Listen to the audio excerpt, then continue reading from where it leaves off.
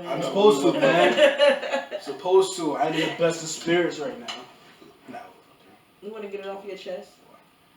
They had this old Dominican nigga come in the store and wow on me. The Boston fan! Couldn't understand nothing he was saying. That's all I understand he said. The Boston fan, he pointed at the hat. He started going in. Oh, that I'm like, what the fuck going on? I couldn't understand shit he was saying. Nigga pulled out a Yankee's hat out of his back pocket. Put it on. Yankees! Yeah, I'm like, okay. Y'all not going nowhere. Well, okay. He going. I can't understand shit he was saying, but he was going all for me. This was the year and everything. Then one of the Hispanic guys walked up to me. He was like, "Yeah, he don't like you." And just walked away. I'm like, "Damn, what's that?" Nigga walked out yelling at me and everything. I can't wait to see him this week. I can't wait to see him this week. You might not. Nigga about to go under a rock. Nah, that suicide watch. Nigga about to go get him a new tie and go back. They really, like, people really take this young man serious. Like, you can see him going crazy, yo. Niggas put money up on it, especially like this. Big money. Yeah, I know, that's crazy. Like, I think that's the biggest sport other than, like, what's the name? Soccer. Mm-hmm. Yo, you know what's funny though about it? Like, yesterday I had went out with my friend. It was her birthday, and it was just me and her. So I had went up to the DJ. He was doing shout outs and stuff. So I was like, you know, can you give a shout out to my friend? So he's like, all right, shout out to Tiara. Happy birthday, right? Happy birthday, Tiara. Right. So as soon as he said that, yo, the timing couldn't be more perfect. I guess, you know, people. What's the name? Boston won, right? Yankees lost. Yankees lost. Well, who was they playing? Astros. Yeah, whatever.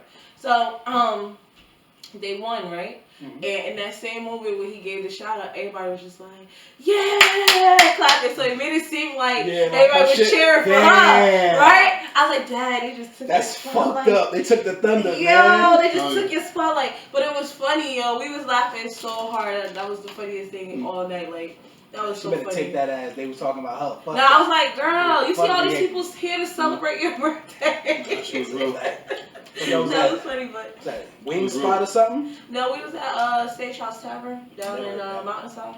Yeah, right there, 22. You don't see me? It's right there. Stagehouse Tavern. I don't know what the fuck a tavern is. It's really good, dude. It's actually pretty good. Front porch. It's actually pretty good there. I'm beyond the truck. Echo. So do they got some good steak? Or did you go for the wings? No, we went like for appetizers. How you go to a steakhouse and not get steak? Stagehouse Tavern. I was just said steakhouse tavern. Stagehouse. Oh, that's trash. No, that's definitely a bar and grill. Facts. No, but it's actually good. Some shit that do karaoke and all that. That's a fact. Yeah, they do karaoke and stuff. Like, the place is huge. I'm good on that. The place is huge. Like, it's real. But they showcase the games too. Yeah. So when I hear karaoke, I just throw Drake on. That's a fact. That nigga sound like he practicing on the track anyway. Yeah. So I don't respect my man Drake like that. My man Drake's out here making moves. He's still putting out music. They was playing Suge in there. It was funny. Oh, so who the fuck is Suge? They was playing Suge, and it was a room full of white people.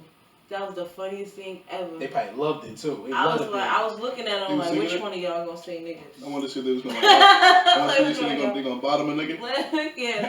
Like, I was like, let me see. They couldn't wait for that part to come up. I'm looking too. I was a DJ, I'd turn it down.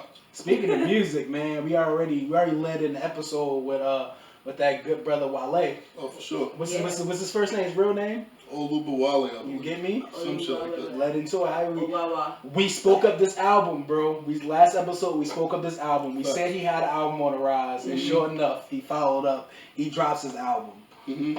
What are we thinking right now? I like some of the songs that's on the album. I can't say I like the album in totality. Like, I've listened to it. Wow, that's crazy. Wow. Oh no, that's the album name. Keep going. that shit was lame, but that shit. That was lame. You really caught me, but it's okay. I like a couple songs, like, definitely On Chill. That's definitely like a radio hit. Black Bonnie, I heard that song already. That's with That shit came out like 4 or 5 months ago though. Yeah, it came out with Jaquez. It's actually that was an EP, right? I'm not sure. Yeah, it was. I've heard it. It was just that good. He had to put it on the album. Yeah, it's a nice song. I like it. It becomes a streaming game after that, right? I believe so, 100%. Sumi, I think that's the first song on the album. I definitely like that. It was very pro-black. I appreciated that song a lot. That's actually my favorite song on the That's album. why his whole plight pro-black. Yeah. I'm about to say. Yeah. And this album definitely. It showcased Yeah. it, and we show women empowerment and shit Yeah. like that. So it's really dope. Yeah, I think even with the Afrobeat song where he went back to his roots, it really put the touch. No. I'm gonna get into it. It really put the touch on the African American aspect that he was trying to put into the album. Like it really put that there. It was a really good song actually to put on the album. I think he went back to his roots on that one. A couple of other songs too. I feel like with that one, it's kind of crazy. I think Afrobeats are kind of it right now. If we get a round of applause, oh yeah, for sure. She actually listened to our album.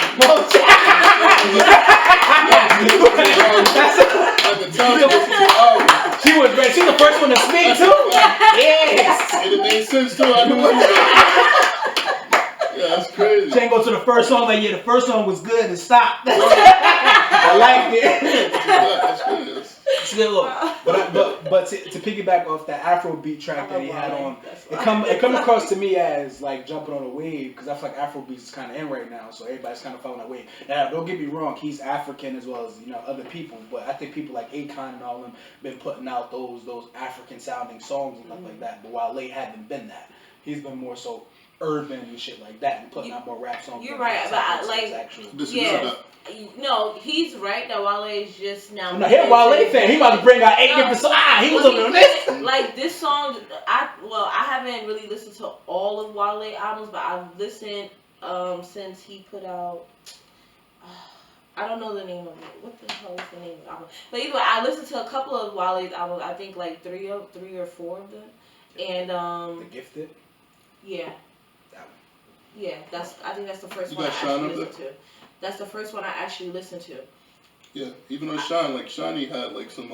But Afrobeats was already coming in already at that time. But I think it wasn't like the one he had on his album. I know, but it's like I think he's like pioneered. Wale don't get credit for a lot of shit. 100%. The first time I heard of J Balvin and Bad Bunny was through Wale. Mm-hmm. To be honest with you, this is before they even was popping. Mm-hmm. He did songs with the niggas. You know what I'm saying? Like, even with G-Eazy and, like, with the club, this is Wale shit. Like, Wale's been on that type of wave. But G-Eazy been rocking, though. Yeah, no, but just he wasn't as popular with us. Yeah, niggas wasn't going I've been fucking with him since, like, 2013. I know. Like, before he was actually hitting. Like, when he was considered, like, offshore or, like, I would say an upscale Eminem in a sense. Because he wore the biker jackets and the slick hair with the white t-shirts and shit, and he wasn't really mainstream into the pop. I mean, like it's like rap culture. That so I think the only person, exactly, racist type. Some what's the name? Some Sons of Anarchy type nigga. You get Sons of Anarchy type nigga. Only person that I knew he had did a song with at that time was like A$AP Ferg, and that was it. Everybody else wasn't really fucking with him as much. Like as far as like on that level though, like Wale, I feel like he reached out to everybody. Like and that's why he's been running around like, for the past 20 years. You know what I'm saying? Like I said, 20? He's been in the game 20. Fuck you niggas. Because his music is there. The music is great. It's like, it is. I go do a song with Bad Bunny, shit is fire, and then you gotta go, then other niggas from it's just some weird shit. I think people don't really look for Wale, and I think that's what it is. Like, people don't look for him. Like, people don't give him credit. Like I said, we look back and we realize how many hits he done put out. When you really put it down, like, this nigga got so many hits. It's not one year go by that he don't have a hit on the chart. You got an hour set. Yeah, easily. If you DJ probably more. Club, you got an hour set. Probably more. Like I said, if you don't look at it from like just a radio standpoint, like even his radio hits, but even some of the radio hits, like the non-radio hits, Yeah, it's a lot of. If you listen to his albums in totality, you can actually see that he had other hits that's not on the radio. Like I listened to a couple of his albums, and I can listen to his albums play like straight through. I can listen to it. Like even this album, I didn't like every last song on the album, but you can definitely vibe out to him. You can listen to the album and it'd be like you ain't gonna skip the song. See, I think the only thing I won't say dislike with this album, but it seemed like he was like pandering towards the women community. Yeah, he always got like those women songs out there. I feel like he was he structured this shit specifically for that. And I feel like he know women is like on the rise. That's another thing. That's another thing about him. Like he know women is about to take over the music industry pretty soon. And that's what he put. He knows this shit, and you can tell like he's like pandering towards that community. Only thing I probably don't like about it, but you know, I think Why? overall, Why you don't like it? Hmm? Why don't? I feel like he's pandering. Like he's trying to. He's out to. he's finding. He's trying to He's find out a trying to niche. set. Yeah, he's Yeah. trying to set himself on like one particular, demographic Mm-hmm. that you already got. You know what I'm saying? Like you ain't gotta cater towards one particular. Just make music. And I Just feel like make he's in good his head too much. Yeah, he is, and I feel like that. And I would bring that point because he went to the Breakfast Club, and you can tell he's so much in his head that for like the first 6 minutes is just rhetorical. Yeah. It's just rhetorical, and he's just going back and saying, oh, how people view him, how people view him, how people Yeah. view him. Like, son, you're a multi-millionaire at this point. Yeah, like you said, his track record speaks for itself. You don't got to continue to prove yourself at this point. Mm-hmm. You don't need to reach out for anything. You got it.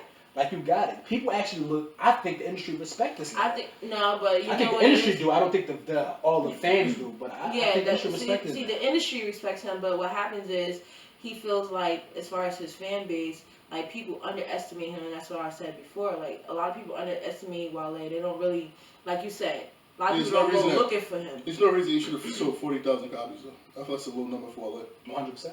Yeah, he definitely should have sold more than that. I feel like Definitely, I feel like especially like at the his NBA fashion. Young Boy. We used to like 130. Like you know what I'm saying? Like the quality of the albums. I'm gonna be honest. I never heard NBA YoungBoy song other than that one that was on the radio. But he's really popular like on YouTube. But he's like the number one trending artist on YouTube. Then on top of that, he's even bigger in his city too. Mm. Like that Louisiana shit is crazy. Like they like a cult following. They bumped they shit. I swear that shit. That's how Wayne and them was so hot because it was like this cult following where it's like they see they gonna make sure that shit being heard through in the bayou everywhere. You know what I mean? So it's just like they had a cult following.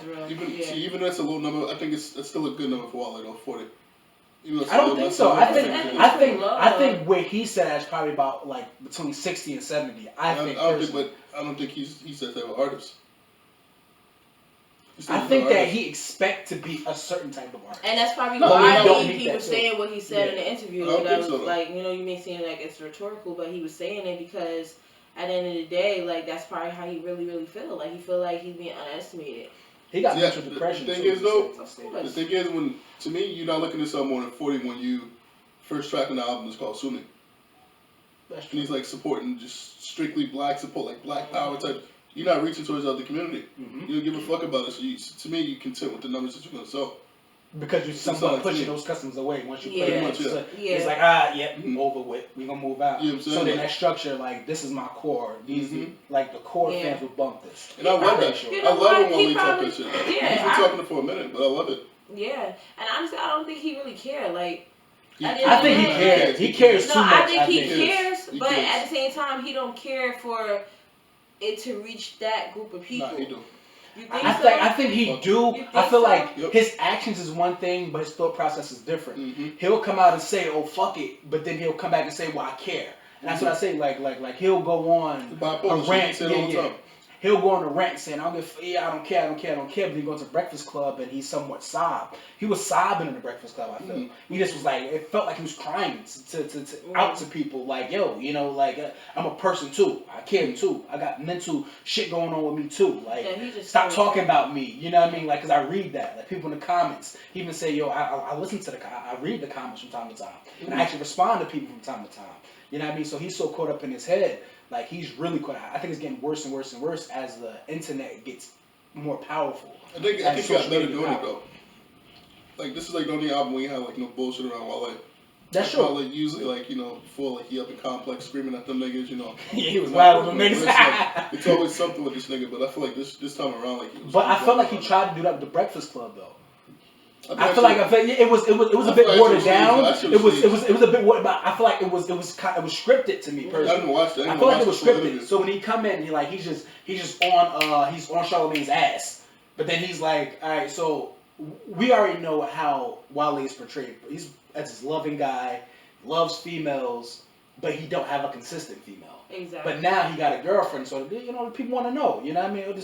You want to chill and shit with females on the song. But who is this female? And he's stop focusing on negative, focus on the positive. Negative. Push, but he want to push that away. But like us niggas that's in a relationship, we rock to your songs because of you know who you are. So for, like a lot I think he want to keep your this mystique thing too. Are relationship based. Yeah, he want to be out there, but he still want to be behind closed doors. Keep that mystique. You can't get on late night. Yeah, you can't do that. Yeah, what the fuck are you doing? That's what I mean. You can't fucking do that.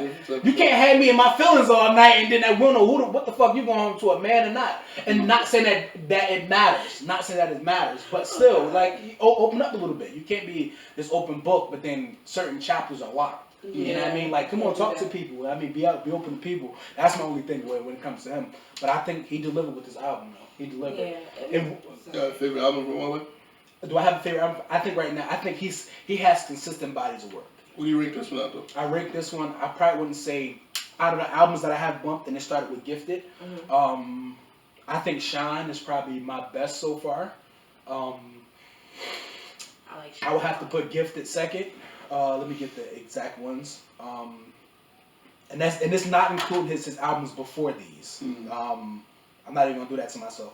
I have to put the album About Nothing was really good. I feel like the structure of that album and the way he had the flow with the intros, the outros, the beginning of the songs, the outros of songs, stuff like that was extremely well and extremely put together extremely well. And of course it was a Seinfeld too. So I put that at 3. What about Ambition? You didn't like Ambition? I didn't bump him then. Ambition had hits, and it was like he had like 3 radio hits off that, if I'm not mistaken. But I wasn't into Wale at that time. I was following more so like Wayne career and Joel Santana. I was a mixture of careers because I wasn't really into music as much. But I would have to put this below right now, and that's only from the few listens I listen to it right now. So maybe it'll register with me later. Okay. Maybe 4. I'll give this album about 7.5. What's your ranking like amongst his catalog? As far as like this is best album too. Nah, it's not his best album. To me, I like Shine better. I definitely like Shine better. The Gifted was good. Ambition to me was good. It was a good album to me. The album About Nothing, I don't even remember. I don't remember. Oh, you know what? I remember it now. The album About Nothing, I do like that album a lot. So I'm gonna, alright, so like, if I had to put it in order, I would say Shine, the album About Nothing, The Gifted, and then Wow, That's Crazy. Not mentioning the ones before. But I think arguably the real fans will say Attention Deficit is probably one of his best. You know what I mean? Like I said, when I pull back and when I listen to that a little differently, like I hear rap or Wale. Like I feel his stomach growling in this shit. I feel him like he up there. You got young J. Cole up there. You got Irie up there. So I felt like he was more in tune to music then. I feel like now he's more in tune to everything else but the music. And I felt like he's in tune more to the music then. When I'm talking about Attention Deficit is because he don't have the naysayers and all that. But that was him focusing on himself. But that was his first album, right? Plus, when you go back to the album. You go back to the album, like you really hear the essence of like where Wale comes from. That's why when you show like the Afro beats and shit like that, he got go-go, all those songs up there, go-go songs like in DC with the live bands and the bongos and all that shit like that. Like that's straight from the roots. You feel me? Like that's straight from over. You get me?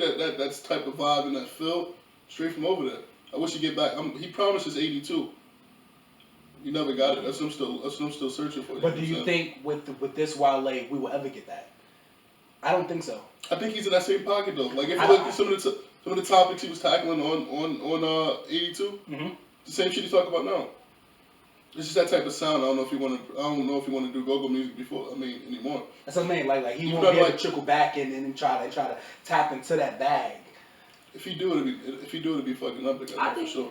Okay, when I say go-go music, you talking about like as far as like that. The sound, the sounds and the beats. Okay. Go-go is like it's like real popular in DC. Okay, because when you're saying go-go, is that like with the band, music? Like Shorty got a big old butt in the back. I love that song. That's my shit. Anyway. I feel like he and honestly, I don't think so. I think it also comes from like the backpacking, the college life, the shit like that. Because I feel like DC shit. But he also tried. He did put out a song that was kind of like similar, like Pole Dancer. It's that's not, what I mean, like he on hear those beats. Yeah, he gonna have like some type of elements in there because that's just who he is. That's like in his fabric, but I know, I like this album too though, but it wasn't like one of my favorite Wale albums. I do like it. It was a good album from them. I felt like this year, like a lot of the artists that we project to have really big years come out, and I think they kind of reach for, like, I wouldn't say radio, but I'm gonna just say radio. You know what I mean? I felt like a lot of these songs are kind of reach, and I felt like he's been doing that. He's a really good writer. But I feel like he's really good when he just put out the good songs. Just put out the good songs. It's like I feel like even the singles that he led into with this album, I don't think those should have been the actual singles. No. But I see where you're going to. Yeah, I see, because it's like you wanna kind of put the idea on the pedestal so everybody understand it. Because I think the singles that he led into was BGM and On Chill. But I think I feel like the Love track with him and Bryson Tiller should have been like a single. I felt like it caught more attention than what the other tracks did. But I think the BGM kind of missed a little bit too. But I think it signifies like what he actually, like, this day and age, and like what this album actually meant, and like how important like the black woman is to, not just us for sure, but just to the world period. And I think those albums that those songs that he did shows like, brought out those aspects. That's why I think he did it that way. Even if you look at the album cover, like you see his hand holding the black woman hand, it's always like, if you look at those what do you call it, those single covers, like it kind of made sense for me. That's when I got cool. I get it. But other than that album, I know you guys probably didn't listen to Summer Walker album, but she dropped that album too. No, I heard that. No, I didn't get a chance to listen. I heard some songs of that. I can't remember. At first, I didn't like the album. First time listening to it, I had to actually like listen to it over and over and over again. But now, I ain't even gonna hold y'all. I love that album. Like, I think this year, out of like, there's a couple R&B artists that dropped a couple albums, like J Howell. That was a good album as well that he dropped. I don't know if you guys familiar with him. J Howell dropped a really, really good album. Like, his voice is amazing. Like, I didn't even know who he was until I was introduced to him by Fennell. But Summer Walker album was fire. Like, that's the only album I be bumping now. Like, it's crazy. I fuck with what's name though? Danny Brown. Huh? I started listening to it. It's Brown. funny, his I think because he got a tooth now, I get to change his voice. Before, so he was just spitting on the mic. Danny said he was spitting, and I felt it. But this shit sound, I don't know, but Danny Brown came out super conservative. But I want to make a point. So it's like, when we listen to music, I think music, when it touches spirit. Shouts out to Danny Brown. That's a fact. For the new grill. You gave me I feel like when we listen to music and we are in a different space, it don't connect to us as well. I think when you listen to it in a different space where you're not listening to it as a critic, listening to it as a person, I think we're able to relate to songs better and the album better. Absolutely. That's why I always say, like, I'll revert back to an album a month after they release and just listen to it. Yeah. Like by not, listening to it to put it on the podcast, but listen to it as a person and see how it makes me feel. And I think we kind of, like, the album gets so much better when you do that. Yeah, like, the thing is, like, when I first listened to it, I'm like, yo, like, all her songs sound the same. Yeah, at first, because you listen to it as a critical thing. It's like, yo, how can you get better? You need to get better. Yeah, so what happened was, like, I had to really, how, like, some albums is, like, that whole album just have a certain vibe. So I felt like, yo, like, I'm thinking, like, the song, like, each song is going to be different. Maybe some up-tempo ones, like, some real up-tempo ones. I think she had, like, maybe, like, one. She wasn't in her bag with that. Yeah. Like, maybe one that was a little bit up-tempo, but it wasn't, like, fast-paced. But either way, I had to listen to it over and over again, and I really did have to take myself out of my, like, who I am as a person, and, like, think of it like, okay, who she's trying to connect to on this album. She's connecting to, I feel like she's trying to connect to, like, a group of girls that basically are free spirit girls, that basically are used to doing whatever they want to do, and they're being labeled as something because, what they're doing. Like, as far as, like, oh, you're a hoe. Like, that one song she got, Fun Girl. Like, Fun, that's one song she got. Rap.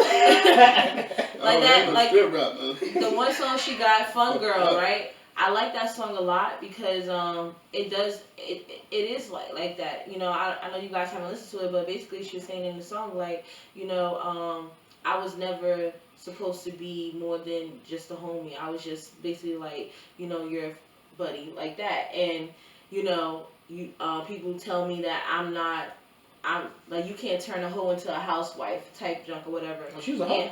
I'm confused. Listen, man. These women want to put this shit in these songs. Y'all a fucking hoe. Y'all a hoe. Point blank period. Stop. Like, stop No, y'all smuts. Y'all smuts. She was owning it. She was owning it though. She was like, I was just a fun girl. That's what she was saying. I was just a fun girl. Number 2, side chick. Jezebel. You know what I'm saying? Like, really? Jezebel. Stop it. That's not funny. What's wrong with y'all? You opened up a can of worms. Yo, Huzzy. You know what I'm saying? Like, yo, my nigga. You sound like grandma with that shit. Goddamn Huzzy. They gotta stop this shit, man. And after they get hurt, they want to kill all niggas and shit like that with the song with Janae Aiko. I feel like the song with Janae Aiko, "I'll Kill You," it wasn't like she's saying literally she'll kill him. Like she was saying like she'll do anything for him. Like this is the best relationship that she had. Like, you know, like she's like, I'll go to hell in jail for you. Like, what's the name of the song? She said, "I'll kill you." It says "I'll kill you," but honestly, like when you listen to the song, it don't say nothing about like her actually killing like her dude. Like she was basically saying like she'll go to hell in jail for her nigga, like, you know what I'm saying? Like, that's how she feel. Like, she'll do anything for him. And she was saying, like, this is the best, like, basically, like, this is the best relationship, like, that she had. That's basically what she was She was with Big Sean, right? Yeah. I ain't going to hell. Not for that nigga, anyway. That nigga can't get a hit to save his life right now. Nah, Big Sean, man. Shout out to him, man. He got to do better. But, I had to come on my saying that nigga got to do better, man. But, no, but her album definitely was fire. My favorite song up there, even though like it's not my personal situation, but I love this song because I just feel like the way she sung it was actually really, really well, and it also reminded me of another song on someone else's album, which I know she probably sampled it from. It's called "Anime." That song actually. Like women get beat on. That's just. In the song, she was like, no, in the song it goes like, you know, what are we gonna do? Power type shit. You know, basically like, alright, basically she got a man, he got a girl, you know, but I guess they like each other or whatever, so they spend time together, blah, blah, blah, and they never did anything, they never, like, had sex or anything like that, but they really like each other, and they just spend time with each other, and then, like, his girl called him, blowing up his phone, cursing him out, where her dude, you know, he don't play either, you know, but he don't know what's going on, so she asked him, like, you know, what we gonna do? He was like, we'll have our cake and eat it too. Like that in the song. So I like it because of the way that she structured the song, and then also like the way that the momentum of the song is like she sampled it from Omarion's song. Yeah, she sampled it from one of his songs from Omarion. Why are you talking about him? His last album, Sex Playlist, was actually good. Yeah, nigga, he went all the way to Africa to get some Afro beats to put on his album. Never heard of that. Sex Playlist? That shit. What was the name of that last dancing song he made? He made in Africa. You talking Touch? That's the last time I heard that nigga. Entourage? No. Well, that was what 2008. Right after B2K. Damn. Right after he left that nigga was B2K. In the middle of the street just touching people. Bitch, that's sexual harassment. What are you doing? Bitch, don't touch me. But you got the nigga dancing down the street saying, touch, bitch, don't touch me. So weird, bro. Put your hand on your cut. Niggas dancing in the middle of an empty street. In the rain. Word. Some weird niggas, bro. Nigga on the roof. No, but that album was fire. I like that album. Do you think that we kind of like, sometimes like, and there's not to point out that, but do you think that we kind of like certain songs because it's like like we play it in our mind, like it's like something that I like. In our head. Like I wouldn't say a fantasy, but I'm gonna just live it as a fantasy. Like sometimes we like certain songs because it's like, yo, damn, what if? Like we play that what if game, so we kind of like the song. I feel like even though you're like in certain songs, like you may not be in that situation, you kind of imagine that you're in that situation. And I think, like I For said, the moment, it's just more so to like, tapering because you yourself like that song. to listen to the song a little better. Yeah. You know what I mean? Like, because I feel like to sometimes put yourself you in can't. that position, like, and it's like, dang, like, that's crazy. But like, I like the song because the way she sung it. Not just that, yeah, but think about it like this, from like a X point. Like, I can't, like, I have to put myself in his shoes to understand that music. Cause that shit, it is a difficult listen. It's If you listen, if you coming from a place where like you don't dive into it that deep, like you'll be like, ugh, get this shit out of here. You gotta somewhat kind of, that's what I mean. Like you gotta kind of like taper back and listen, and like kind of like. He makes all types of genre of music though. Like his music is just not straight. Yeah, 100%. Yeah, this shit fire like. Yeah, 100%. But I feel like some of those songs can kind of lose you sometimes. Like, yeah, this shit ain't. What the fuck going on here? You gotta have an open palette though when it comes to certain music. That's what I mean. So you gotta somewhat still put yourself in the shoe. I don't think so though. Because I don't put myself in the shoes, but like. You walk that way. I love stories. An album literally grabs your hand and walk you through whatever. I mean, at the end of the day, we all been through something. Like we can't sit here and make it sound like we didn't, right? And we all been through something. So, you know, certain chords might strike you a certain way because this music shit is science. Like niggas like X knew exactly what they was doing. That's why they sold so many records. That's why they were such big artists. Like even with 6ix9ine, you gotta give him some credit too. 100%. These niggas got this shit down to a science. They get it down to a science to the point where they know like a certain chord, not musically inclined like X, but you know a certain chord can strike you a certain type of way. Where it's like, oh shit, like, you know. But I don't think you necessarily gotta get inside their head to understand what they feel. But to even pull out that point, just I think I sent something to the chat. Kanye West, right? So he's about to drop an album, and I think this gonna be. No, yeah. Listen, right? So he released. Got no hope for this nigga. Win, Sway. Win. And how I feel about this, I don't know how y'all feel about it, but I feel like he's kind of rolling it out. I wouldn't say the same, but similar to what he did My Twisted Dark Fantasy. Remember he had this. Wait. Listen, I know this nigga's favorite album. He about to be disgusted, right? He rolled out this this movie thing where it kind of like it gives you this walkthrough, or it kind of prep you up for this album, and I think that's what he's trying to work towards. But My Beautiful Dark Fantasy was a little bit different though. That's 100%. It was an artistical, just beauty of work. You know what I'm saying? Like, but I think that's what he's trying to tap into now. I think. He's trying to. Well, he's trying to elevate himself, but I just feel like. You seen it yet? I watched half of it. See, I didn't watch it yet. The trailer. What, My Dark? No. Is it telling you his journey?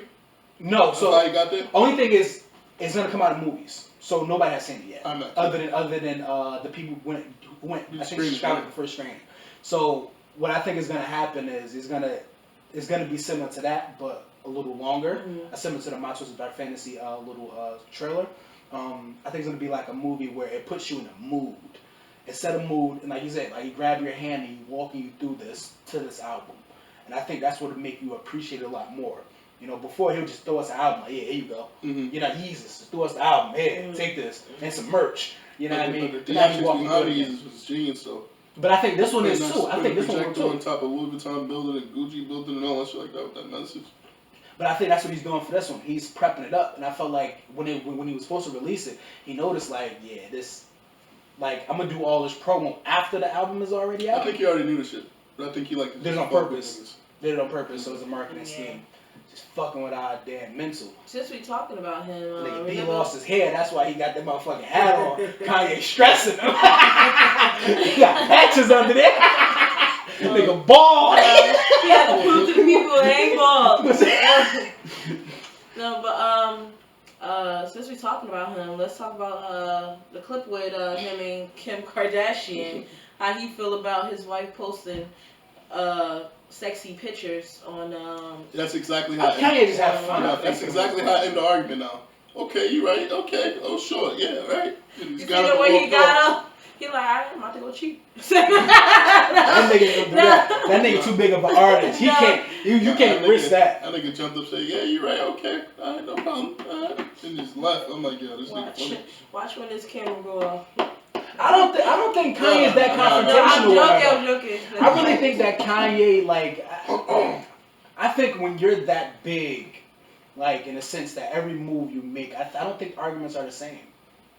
No, I think now, like, since he's dealing with this Sunday service and this church stuff, I think now it's like, he's not going to sit there and argue. You can't argue somebody else's opinion and somebody else's truth. Yeah, you can't. You can't argue. So that's why I got up and he was like, all right, cool, you're right. Like, you get what I'm saying? It's funny. He can only state his piece. She stated her piece, and it's like, okay, cool. Like I said, we can agree to disagree, and I think like that was a perfect snippet of agreeing to disagree. You know what I mean? Like he helped build her to this person, and now that she is that person, it's like, yeah, you got to tone that back. No, you can't tell her to do that. You want her to be herself. Journey, yeah. You know what I mean? And it's funny because she actually mentioned that just because you're on your spiritual journey doesn't mean that I got it. You know what I mean? So it's like you gotta kind of take a step back and take the pressure off people. And I think I kind of learned that firsthand. You know, and I kind of hold myself accountable. You know, for not putting as much pressure on myself as I do other people. You know, I expect people to be perfect, just like I'm trying to be perfect, and that's not fair. It's not. You know, it's not fair. You should always take a step back and focus on yourself first. You know, and kind of lead by example as opposed to telling somebody, all right, well, let's walk down the street together. Like, no, I'm gonna walk down the street first and make sure the coast is clear. And you know, and if the coast is clear, I'm join me, then you can come and join me. So you gotta go on your own spiritual journey, you know, and do it yourself first before you can expect someone else to do it. So I think that was like a perfect. You think Rocky need a spiritual journey? I think Rocky is at a point where he realized that he ain't the artist that he needed to be.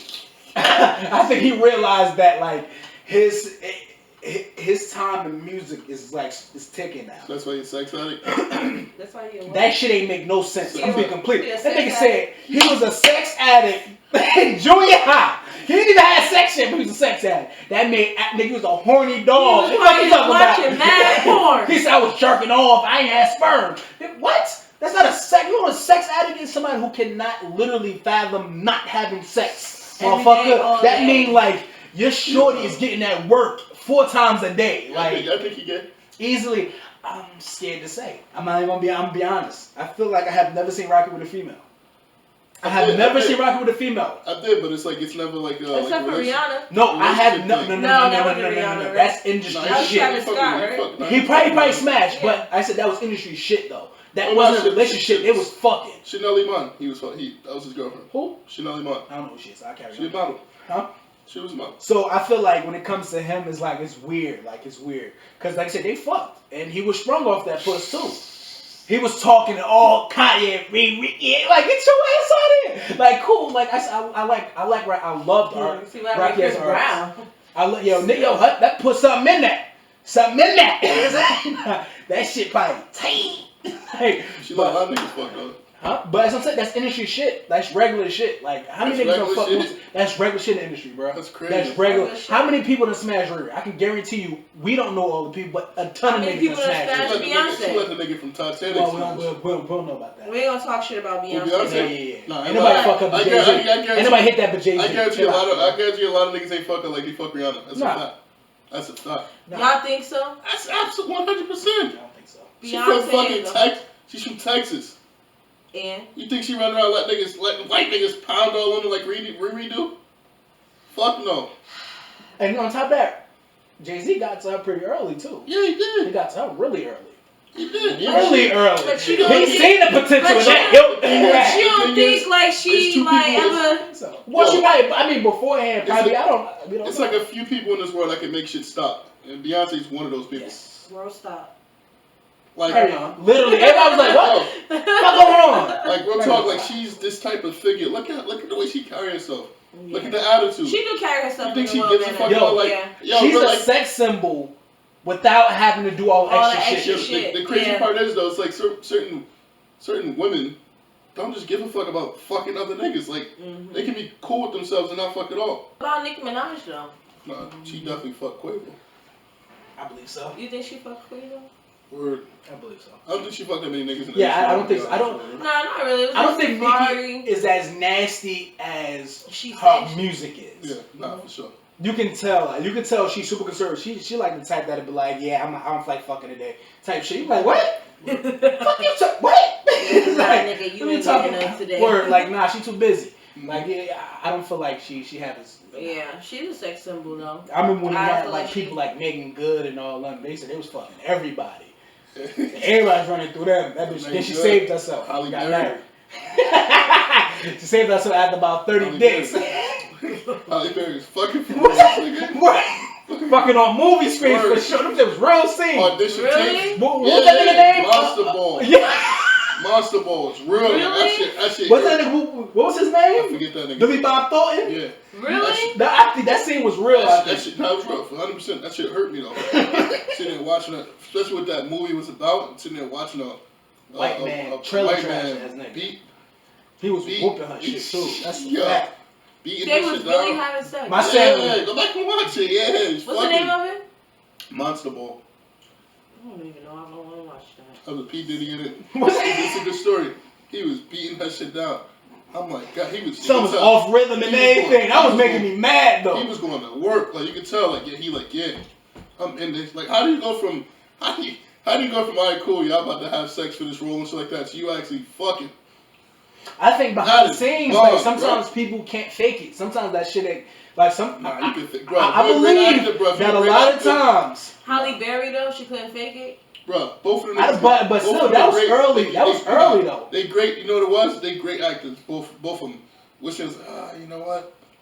I think you should actually fuck him. You know what I'm saying? Yeah, like, and it'll make it much better. She got an Oscar for that. Yeah, I'm about to say that. Yeah, got an Oscar for that. Easily. For fucking the white man. That's a bug, bro. That shit is crazy. She get paid extra for that porn? I don't know if she get paid extra for that shit. She got her regular pay.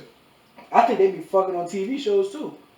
I believe it. No, I think that boy Martin tried to fuck on Gina a few times. Nah, that's why the shit ended though. I heard that was one of the reasons why it ended. Well, she was married. She was married, and he kept trying. They said like he became like stalkerish. Like he was like, yeah. Martin was doing hella coke back then. That boy be high as hell. Oh yeah, y'all watch that Rhythm and Flow shit? No, I haven't watched it yet. I haven't watched it yet. I ain't watched it yet. It's definitely on the docket to watch. Yeah, that shit is. Only reason why I binge watched every episode. I heard it's good. I stopped on when they did the videos. They actually did like videos. Yeah. And I stopped on that part. They didn't say who got eliminated yet, but I could pretty much tell you who was going to get eliminated. But yeah, I'm into the shit. Only reason why I didn't watch it because I don't think I'm ready to see Nip yet. No, like to know that he's. I know. I think it's only like one episode or something like that. Yeah, but I just was watching. I'm like, I'm not ready to see that or like him in that form. And it's like, it's live and talking to him. I'm like, it's a little eerie to me. Yeah. You know what I mean? That's one thing. Only thing I have been watching is Wu-Tang, the Saga story. I haven't watched that on Hulu. Now, don't get me wrong. I can't, like, their music is different. Like, I never could like really relate to the music and stuff like that. I never really got into them as artists. Other than like when they broke up and got Method Man and things like that. You watch the RZA on movies and stuff like that. But to watch the Wu-Tang Saga, that shit is actually like it make me appreciate them niggas more. Like the shit they went through, you know what I mean, and how these niggas really beefing, like shooting at each other, and now for them to be like one of the biggest crews in the world, it's like, yo, that's fucking dope. I didn't appreciate it, but the current artists, did they help you, relate more by using the current? Did that open you up a little bit more? What you mean, like them using today? current artists? Music today. No, like them using Dave East and Joey. I don't. Joey only had like 2 parts in the series so far. How was it? So far. Who does he play? He plays Inspector. Inspector Deck. Yeah, Inspector Deck. What's the name? Played Method Man. I see Method Man in him, but I don't relate to him as much.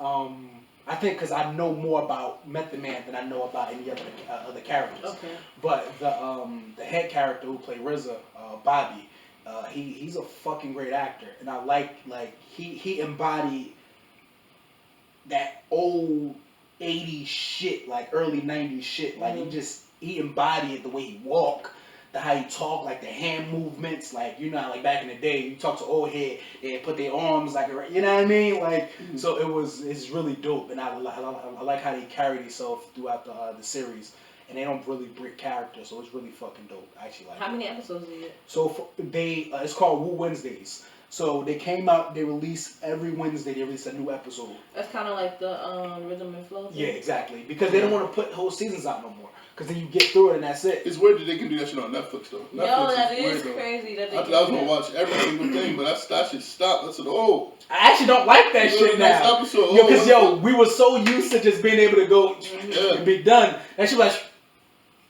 Fuck is this, bro? I got 3 episodes. That's it. I got into it too. They had some chick from Jersey too that was like putting on. Some nigga I went to college with too made it. Yeah. Cakes the Killer. Mm-hmm. He was like this gay rapper and shit like that. You went to school? We both went to my close yeah. Oh. But yeah, like they definitely Jersey artists definitely showed out in that. You know, they got this other chick from I think she's from Pennsylvania. Her name Beans. Fucking. She sound like she rap, bruh. She sound like she rap. That's the brown skin girl. Nah. She's some she's Spanish. Oh, okay. Short chick. Okay. Rap her ass off. You know. Okay. But yeah, no, it's a good show. I didn't think it was gonna be like nice like that. Yeah, my mom actually watching it, so I'm she told me about it, so I'm gonna actually try to get into that. I'm gonna see if I can watch that tonight actually. Mm-hmm. So yeah. Tonight ain't happening. You be watching sneaker shopping? I mean, some shit called Full Size Run. Nah, I never heard of it. Oh no! Alright, so Full Size Run is like a sneaker show pretty much. And it's like Trinidad James and it's Matt. Oh yeah, I actually heard that. I actually watched I think an episode before, but I watched it on like Facebook. Yeah. Facebook be putting shit out, so it's like it's kind of taper, and I kind of watch most of my highlights and shit like that from like football and shit like that. Thought I happened to run across something like that where he was like showing sneakers and shit like that. So the reason why I asked that because your boy Reese LaFleur was up there recently. Yeah. Yeah, Reese LaFleur was up there, and like once again, like they asked him, like, you know, he's a skateboarder, of course, like used to skateboard and shit like that. But since SBs, you know, Travis Scott got SBs popping again, SBs are starting to come back around. Shout to Travie. Yeah, for sure. And I think Offset was doing a sneaker shopping episode. Offset was doing a sneaker shopping episode, right?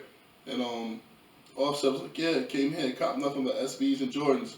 So they asked him a question like, yo, which rappers that you know wasn't really fucking with SBs, but he fuck with them now? He said, yo, my man Offset. Nice. He said, you know you wasn't doing that. That's all cap. Yeah, that's a fact. I think so. I think that's all cap. I think he was fucking with Jordans more than anything. Yeah, but one Reach gonna shut the fuck up. I don't know how close he looking for that. He looking for that payday, man. Yeah, that big day. But bro, I don't know how close he is with these niggas. But when to see Uzi just punch him in the mouth, fly shit. He did. Yeah. But wasn't he fucking with Uzi though? Right? That was That's what I'm saying. It was. I don't know what the situation it was, but it got ugly. And it turned ugly real quick to the point where it just escalated. Escalated at a festival at one point. Where Uzi was trying to beat him the fuck up, and then Uzi ran down on him at a club. When Meek Mill was standing right there, he popped off on him. You know what I'm saying? Some of his homeboys duffed Reese out. Reese ain't do shit. He just went right in the club. I think Uzi had it in him. Nah, Uzi get busy. Don't let that feminine thing go. What he do? He tells me, hold my purse. Oh shit! Hold it. Hold my purse real quick. So. That shit is all gimmick. Let me stop. But what you had to say about Travis? Nothing. I'm curious to know what happened. I'm at first nigga to play the Kardashian records right. Fuck on him and keep it moving. He did some shit Tiger couldn't do. You know what I'm saying? And she went right back to Tiger. Right back. You know what I'm saying? Show back up at the stew. My man Travis. Travis dropped the fire song right after that too. That's a fact. Oh my. Yo, did you watch the video of his daughter listening to Kylie shit? It was like, Daddy sing. He was like, you want to listen to my Daddy sing? Want to hear this shit? He said, yo, the nigga go on a press run with this new song with his new label. Clothes dropping, son is moving. Sneakers just dropped. You get me? His sneakers just dropped, and them shits were crazy. I tried to copy pen. I don't even like Jordan. I don't fuck with Jordan. He played it right. But y'all don't think what happened? He played it right. He's a smart man. He just know shit. The biggest shit hit. Oh, they broke up. Drop a song. Drop sneakers. Drop a whole line. What happened? What happened? About, What you talking about again? Like, they still tied to each other anyway. 100%. You know, and I'm talking about capitalize off of the way they capitalize off of niggas. Mm-hmm. You feel what I'm saying? Man. Nobody played it like the way he played it. And he kept it quiet when it came to it. He ain't speak about none of that shit. Then he did write a post. Yo, you know what I He did write a post, but after that he started delivering. You know what I heard though? There was somebody made a joke about it. They said, because you know he just dislocated his knee. Yeah. They said that's the Kardashian curse. Bro, that's and before that, Lamar Odom was so strung out on, drugs. But did you see how the nigga? You see how the nigga dislocated his knee though? Yeah. He went Now the nigga jumped in the air though. He just boom. I'm like, what the fuck was that? He tried to grab something. At the top, he tried to grab it, and that shit came out. He jumped got up and started hopping.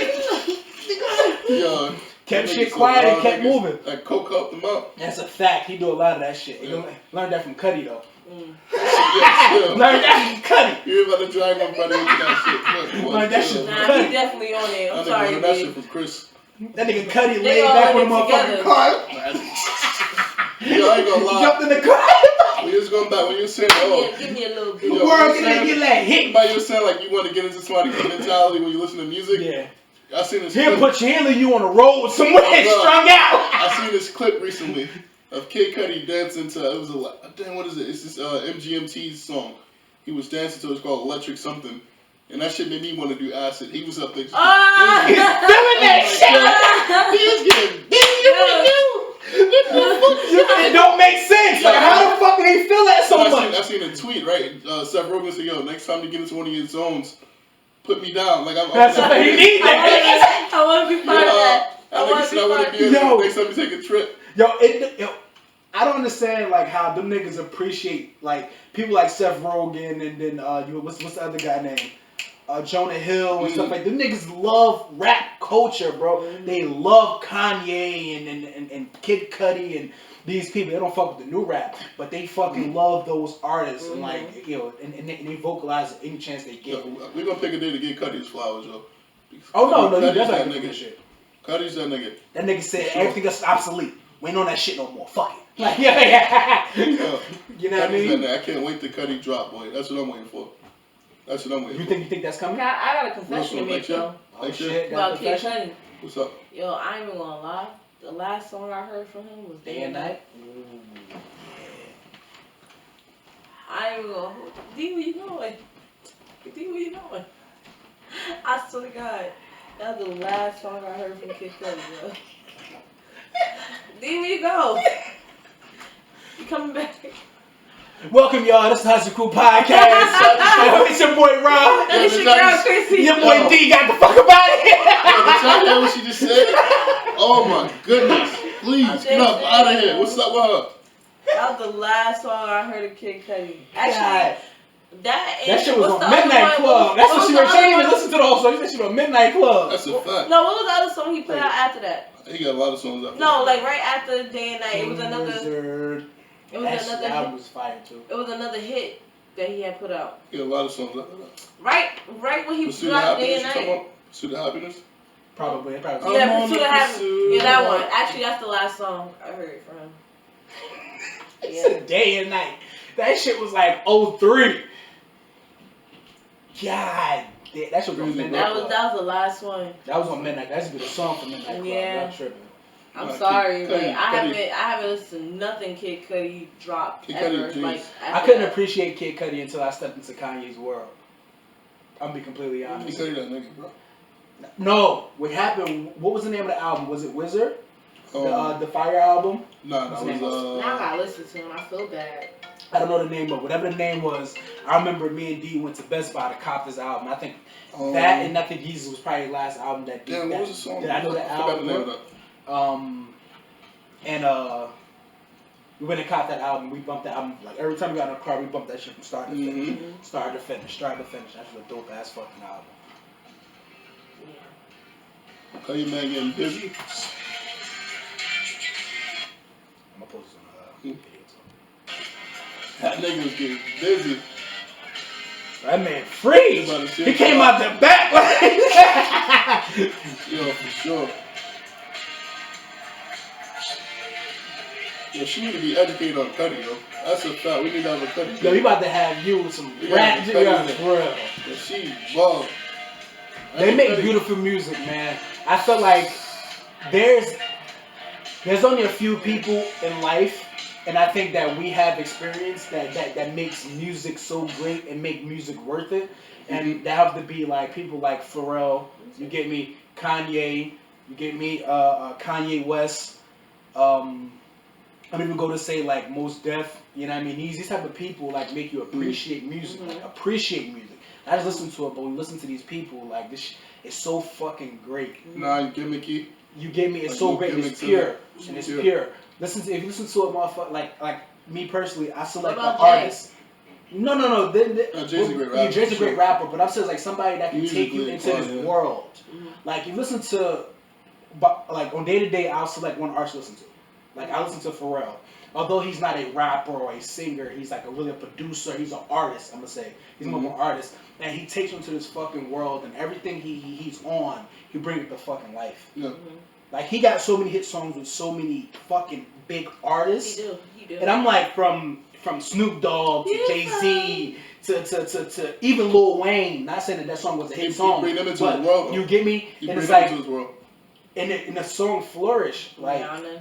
even that weird song, cause he don't have a singing voice. He don't really have a rapping voice. He got this awkward with this different voice that can take a fucking song from 0 to 100. You like nothing, like you feel like you can do the same shit. And I found myself at work just like bopping, like, God damn, like, do you know? I just want you to know. You know what I mean? Like, you really rocking to this shit, and it's like, yo, it's crazy. Like, I think people like him, make you appreciate music a lot and the shit that they bring to it. You know what I mean? So, we need to give a lot of these people, like I said, flowers, man. Just start to bring that shit to light. Yeah. Like even Cudi, I think Cudi is like a descendant. I mean, not Cudi, Travis. Yeah. It's like a descendant from that. Like, he bring you into his world. You can get every song that come out, you know a Travis song. Yeah. I know a Travis song, I know a Pharrell song, I know a Kanye song, I know a Cudi song. Even a beat.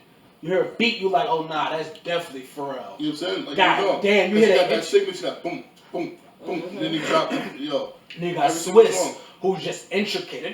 Like, you play with the pianos and shit, and you just be like, God damn. You know what I mean? So it's like so intricate when it comes to it. So those dudes are like super dope. Yeah. Super dope. I'm sorry, I forgot what I was about to say just now. I'm so sorry. Fucking like Cudi up. That's What's that? No, that's crazy. That's really like the last couple of songs I really heard from him. Like, that's crazy. I thought he was always like a one. That's when parenting was different back then. I did. I thought he was a one-headed quitter. Yeah. That's when parenting was different. That's when your parents brought you games. These kids buy their own games. Yeah, now. I didn't really listen to music as look much at back Cudi then. was he was on the show too, How to Make It in America.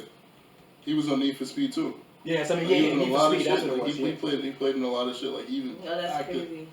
I really thought he was like done. Like No, I no, did. no, I no. thought he was done because I didn't really listen to music. I think that collaboration with Adidas too. Only thing I think what Rule's artist has done, and I think especially when you're not like engulfed in a culture, is like radio hits. We don't get a radio hit from somebody in so long. But I don't think that matters because that's only for the casual fan. That's what I mean. So that's what I'm saying. Like people who aren't engulfed in the culture. Yeah. Like people who are like rap savvy and artist savvy. I feel like I would consider us a savvy. Because we go find shit even when it ain't shit there. Like, all right, what's going on? What you put out? What kind who you featuring for? Exactly. Like who did you write for? Like we're looking for Pharrell beat. Like that's a Pharrell beat. We going into the credits and shit like that, trying to see what's going on. And realize these people are active. Like these people are active. Yeah, I do that. I do that with certain artists. It's only certain artists in particular that I actually do that for. Like that I actually fuck with and I listen to. Like you said, what's the name? Cudi.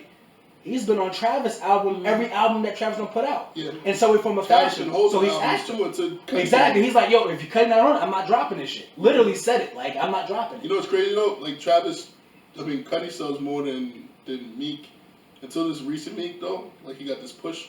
Cudi sells more than Meek and Wale. Like Cudi sell out arenas. Niggas can't do arena shows. Like, these rappers can't do arena shows. Not like Drake. That's about it. Kanye, Cudi, Russ. But the rest of these niggas is not doing arenas. Cudi do arenas. Cudi sell out what's name every time. Travis, for sure. Cudi sell out what's name. Travis has literally made something to a household name. Yeah. Cudi sell out, Cudi sold out Prudential. Cudi sold out Madison Square Garden. Like, just him on the bill, nobody else. Niggas can't do that. Like, Cudi's that nigga. Cause niggas trash, that's why. See, that's the thing. Niggas pay attention to what's on the radio. That radio shit don't mean nothing. That radio shit is retroactive. I said that's why I go in all just albums. I said that's just for like you said the casual people, fans, the casual fans. Like, a lot of these niggas ain't really artist savvy. Like I said, I made a thing about it too before. I'm like, yo, Half of Drake fans is casual. More than half of Drake fans. 100%. Yeah. They're just casual music listeners. They're not actually fans of Drake. They just casual listen to music. They know for a fact his songs are gonna be hot, no matter what. You can relate to him in some way, form, or fashion. I'm sorry, but I'm not even gonna hold y'all. Like that last album that he put out, Scorpion. Like that shit was boo. That shit was true. I didn't like it. Like the last couple albums, you can argue that shit was trash. Yeah, I didn't like it. Like last couple, huh? Would you say that Chris Brown revamped his the album that he dropped? He just revamped his new album and put the shit back out. What the deluxe to extend it? Niggas didn't listen to that shit. Yeah, what the fuck is I listened to a little bit of it. We don't want an extended version of an extended version already. That's a fact. That shit was 47 songs. I don't want to keep while listening. When he put that shit out, I'm like, what? Like what are we doing? Like we want 3 more songs. I think he got a plan. Chris Brown. I think he about to go missing. Let's be real. He about to go in rehab or something. No. Too much shit, bro. Listen. Yeah, I was gonna forward it to y'all. No good. I'm gonna put it on the video too. Coke again. Yeah. Nigga hate what? Cleaned it up. You know what's funny though? Soulja Boy been told y'all niggas too. Yeah, he's doing coke. That nigga said Chris Brown doing coke. I'm gonna expose your ass, nigga. He's doing coke with your daughter around. That's a fact, bro. That's not good. It's not. The Sunstrung, at one point people were hiding this shit. Like at one point niggas didn't let people see that. Now this shit is okay. They making snitching okay, doing coke okay. They making everything okay. That nigga Rick Ross just watched the performance of Rick Ross. Nigga said cocaine running through my big vein. I said, yo, he was happy. He cut the beat for that shit. Cocaine running through my big vein. Kept it smoking. Yo, it's real. Like that shit makes shit, and Wayne was one of the people who kind of like pioneered that shit. Yeah, yeah. We say sitting there, powder my face up. You get me? Like don't get me wrong. Now Wayne didn't pioneer it as a sense of just starting it. He pioneered it as in bringing it to the light, like people seeing it, because that was Houston shit. Like Houston was fucking up that. That's why everything kind of slowed down. Louisiana shit. Yeah, that too. But I think Houston was fucking that shit too. So it's like Wayne kind of put it to the forefront. Like here. This is cool. Then everybody kind of took over when it comes to Louisiana doing that coke shit. Not yet, because what they would do is they would Birdman, all them niggas do coke. They would put it in a blunt, so they'll smoke weed, but they'll drink it. Woolies, That's right? That's a fact. Got that woolly, you get me hitting that shit. You know what I mean? So, but that shit ain't cool, man. But like I said, now they making it mainstream, and people ain't even in an uproar about this shit. They seen this shit and kind of put it to the side like that shit normal. It's wild, bro, because of the conditions we in. That shit make it hard for parents, man. That shit like how do you explain that shit? How do you explain that to your kid? Like yo, that's bad. Oh, it's not bad. Chris Brown is a multi-millionaire. You know what I mean? Like how do you continue to raise your kid when you have shit like that and it's normalized and people are normalized? We know. At the end of the day, I cut Chris Brown off after he beat up Rihanna. I'm sorry. Yeah, that's us. I did not cut him off completely. That's us. Completely. That's the reason why as adults. No, we wasn't adults then. We wasn't adults then. No, we weren't. We wasn't close enough. No, not even close. No, not even close. And the reason why I cut him off, not because he beat up a woman, which I immediately I despise that, right? But everybody make mistakes, especially when you're that young, right? The reason why I cut him off is that he couldn't admit to it. As a fucking man, you can't admit your mistakes. I have a problem with that. He did though, eventually. 14 years later? Eventually. And when you make a fucking documentary when he admitted it, it's like, because now he wrote his life back. You don't do shit in your terms, man. The only reason he came out with that documentary, his album sales slowed up. He wasn't getting the venues he was getting. Yep. He wasn't in the charts no more. It was it was a national apology. Yeah, he was supposed to be like this pop star darling, and he wasn't that no more. So now you want to apologize? Nah, fuck you, nigga. Fuck that nigga. You can't admit to it. And you throwing these tantrums every time you go on Good Morning America and they ask you about it. You throwing tantrums, breaking windows and shit like that. I never heard this nigga squaring up with nobody, bro. I never heard Chris Brown squaring up with nobody. That nigga is like 6'3". Bitch ass nigga, bro. That nigga like 6'3". That nigga 6'3" can't fight. I fold his ass like a beach chick. Bro, I swear. I can't air you out. Bro. That reach ain't long enough. Yo, at the end of the day, put me in the ring with him, bro. I knock his ass out. Folded up like a beach chick. Put a mill on me, put a mill on him. Hey, man. To each his own. But I guarantee you won't be able to sing no more. He be running it. That's a fact. D, you sound crazy right now. Fuck that nigga, bro. I'm tired of these niggas Tired of these niggas. We need to fight right now. Yeah, man. I just feel like these niggas, bro. These I just niggas feel like need to be out of the culture. it's bad. Like I said, that's what I mean. Like, so I think it's bad. It's bad for people niggas, who like us, who a parent, and you're trying to explain this to your kid, and it's like it's hard to when you have these artists making this shit normalized. Yo, it pisses me off when niggas talk about Kanye.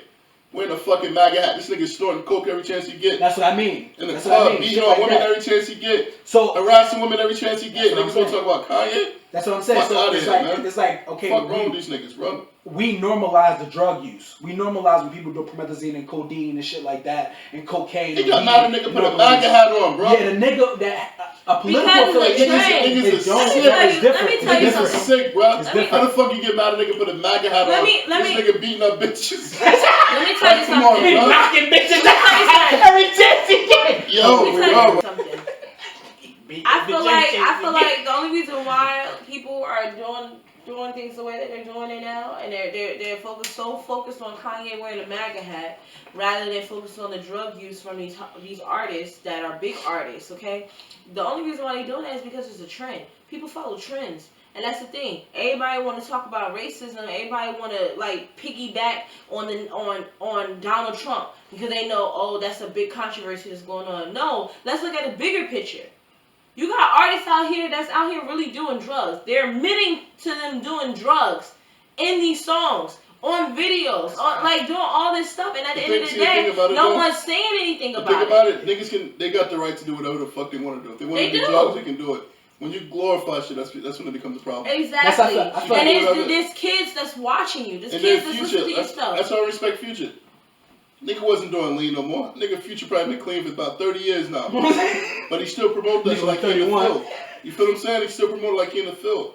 But you're not.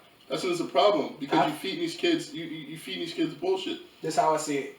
I see it as and Travis out there doing coke. Travis living his rhyme. But the thing is, he's not put that to the forefront though. He's not put that to the forefront. What he's showing is he'll is that he artistry. You get me? That's why he'll put out a Netflix. So see, my thing is this. Like you said, people are going on haywire with talk about Kanye when he's speaking on political affiliations and the freedom of expressing your political freedom of speaking your political affiliations and backing it. That's giving somebody the freedom of speech and being able to express yourself, whether or not it's by popular demand or not. I'm being who the fuck I am. Just because I'm black doesn't mean I'm a fucking Democrat. Perfect example though. We can get into that NBA shit. It's almost the same shit. Freedom of speech. Freedom of speech. You know what I'm saying? Human rights. Let's get into that shit. Okay. LeBron James. Yeah, let's get into that shit. LeBron James. Like that nigga is such a cool. I think I know exactly what he meant, but he didn't mean this shit.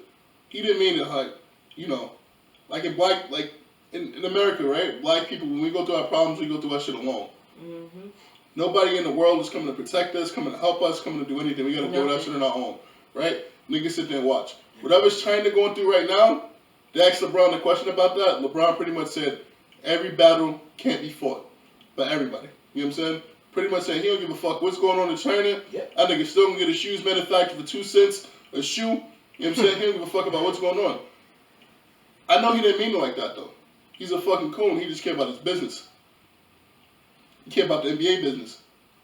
That's all they cared about. But would you say that's smart though? But as opposed to listen.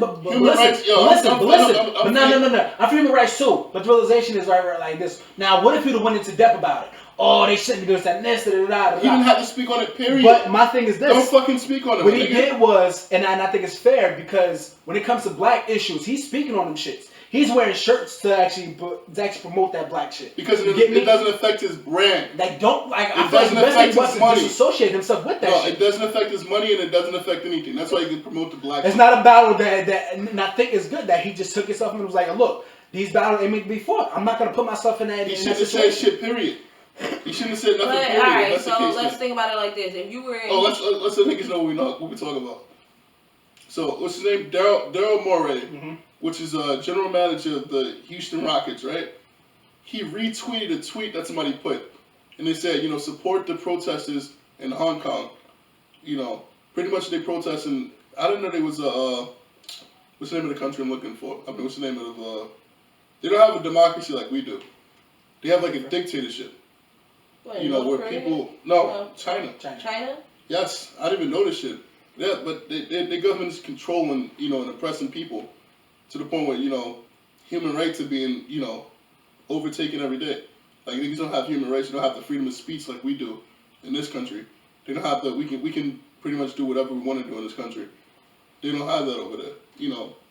So technically, what we were supposed to do, we was exporting goods to China, selling our content to China, right? In we were selling them our goods, right? The tariff shit.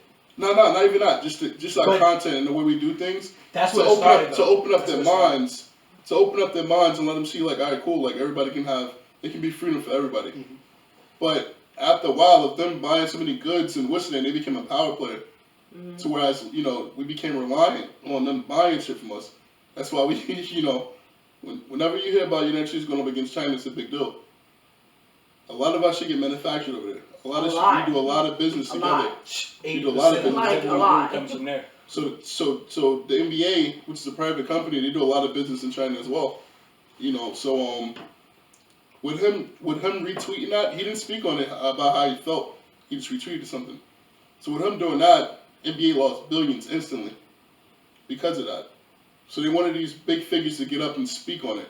You know, a few people spoke. I think what's his name, Adam Silver. He got up and he said, "Oh, Adam Morey is not a reflection of, you know, the NBA, blah, blah, blah. He don't speak for the NBA, this and that." Then he tried to double down on like, hey, we got freedom of speech in America, you know, so that's the part. It's just all, it's all fuckery. It's all fuck shit, and it's all niggas just doing shit to protect their brand and protect their money. It's crazy. Okay, so my question is, if you were in that situation, the same situation LeBron's in, how would you feel about it? Like really think about it though. The way I feel like everybody deserves human rights. Period. That's just the way it's morally right.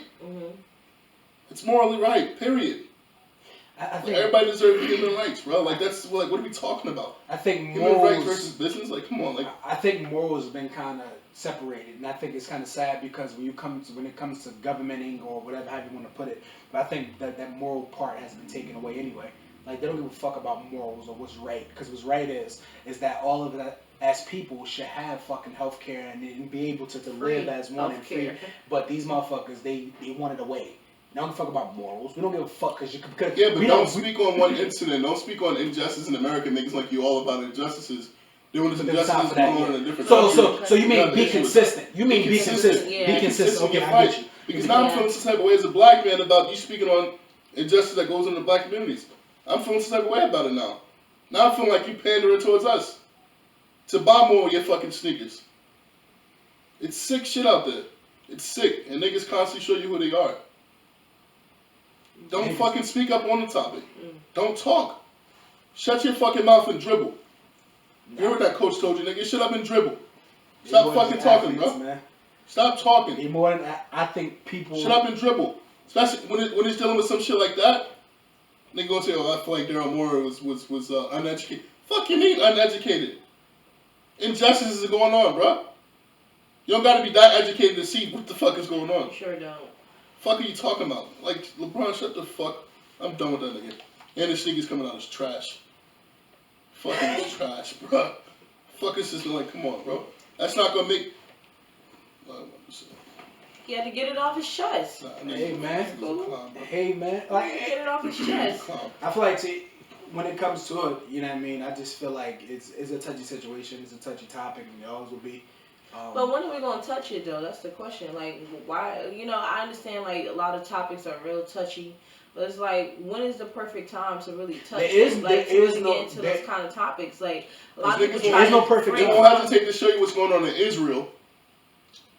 They won't hesitate to show you what's going on in Israel, but they hesitate to show you what's going on in China. Because that's where money is at.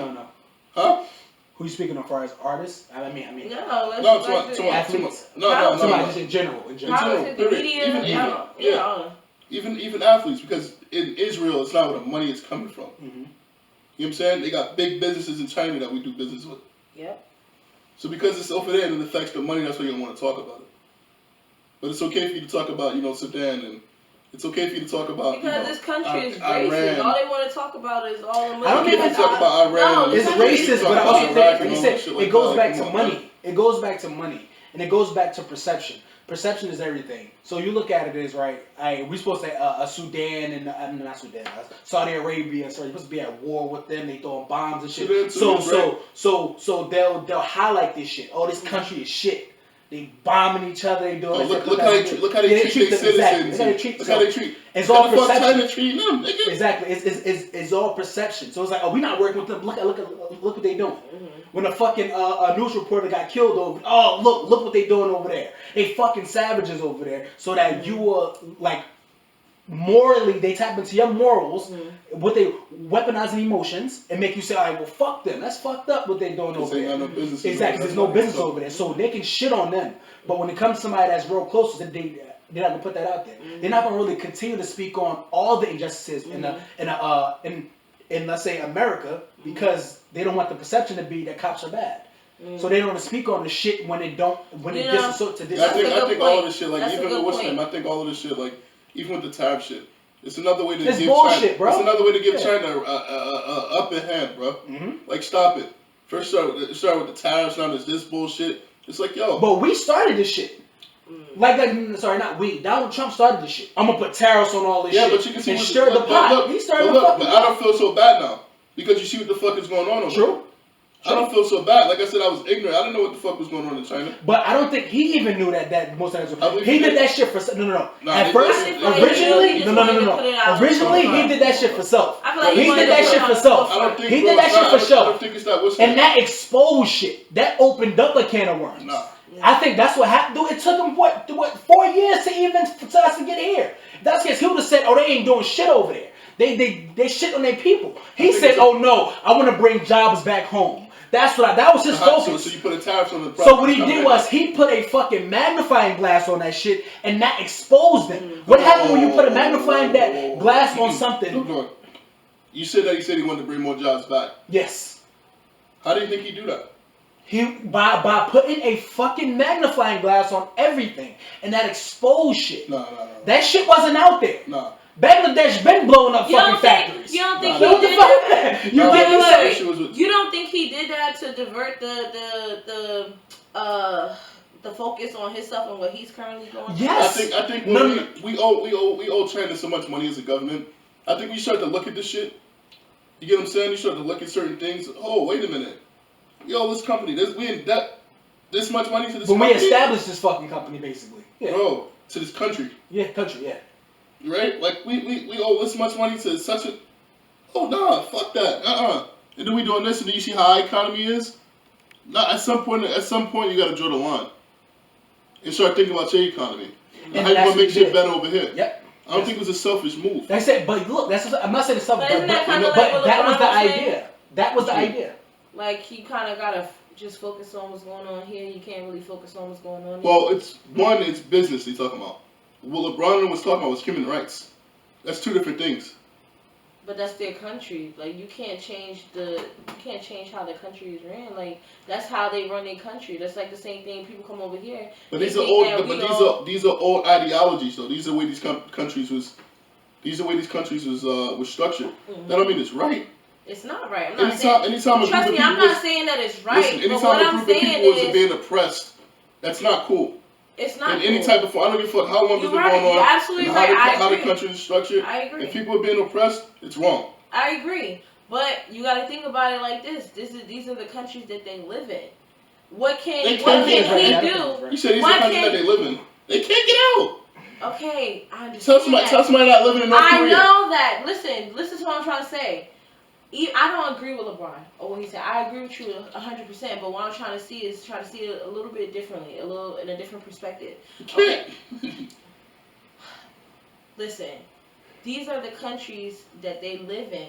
How can, at the end of the day, what can he do that's going to change anything? Shit. Continue to speak on it. You can speak on it, but what is it going to do? We all speak on racism, and what is it doing? We bring it to more. We just bringing it to light. I disagree with that. They got so many people out there from prison. From what is it?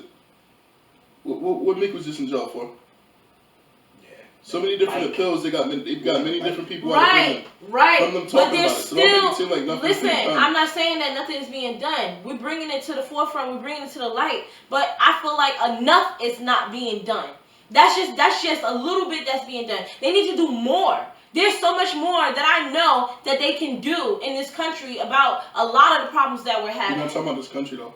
Okay, but even in other countries, but my question is, what can he do to change what's going on in another country if that's how the country is? That's how the country is ran. But if you're not going to speak, no, you think it's right? Let me ask you a question. I don't think it's right. You think it's right North Korea's been ran like that? No. So what do you mean? What can he do? I get where she's going, and I'm gonna throw this in there. You mentioned something in the beginning when you started. You said that like whenever like there's a black issue, like he didn't mean it like that. But listen.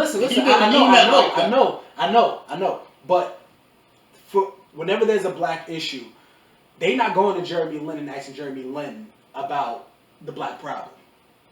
You get me? So it's like, you know why niggas in China, but people you know why they went to LeBron, right? Even you know why they went to LeBron. Even our Asian but you can't friends do that. or people, can't do that though because no one. I get it. We do know why they went to LeBron. I know. LeBron's the number one basketball player. I know. LeBron has big businesses over there in China. How I see it is That's why they this. went to LeBron. How I see it is this, right?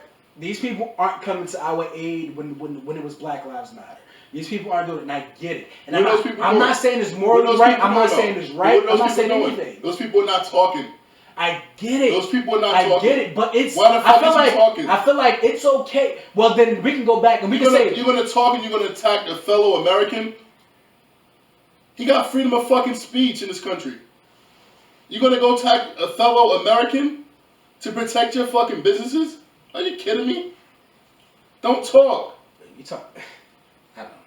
I understand your point, D, but I'm just seeing it Don't talk at all. Slightly different, you know, because what I'm saying is like maybe I don't know the whole interview. I didn't watch her. It's like the same shit that was happening in the NFL. Niggas was nailing, niggas wasn't. Keep your fucking team in the what's the name in the locker room. That way you don't have to put them in that position like that, and then let them niggas come in the field. Don't fucking talk. Well, only one team did that. What I'm saying, that's the way you keep your people out of it. Mm-hmm. Don't fucking talk. That way you're not caught up in between nothing. Don't talk. You can still protect your businesses like that and everything. I feel like a lot of people don't think about it like that, though, D. Like you see how you just easily you got cameras. You see how you easily rationalize that. I'm not like. But you got cameras.